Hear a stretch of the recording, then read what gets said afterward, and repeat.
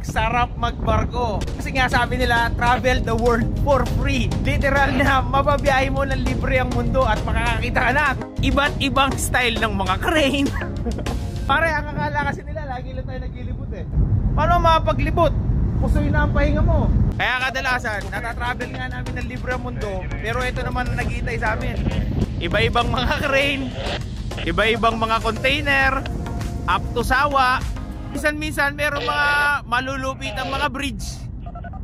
Pero ang matindi dito, ito mga kasama ko, mga veterans to.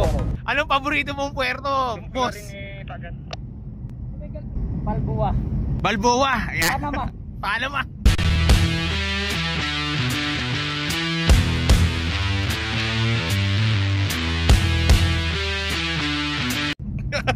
Ito mga brad ha, itong taon to napagpasa-pasa na ng ibang nasyon. Anong paborito mong puerto, master? Colombia.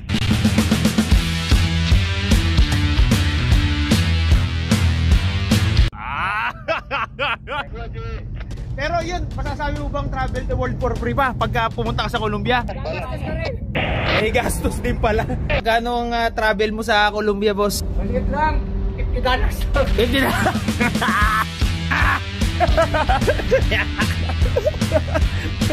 Malupit. Anong kinain mo doon? Luto ba o hilaw?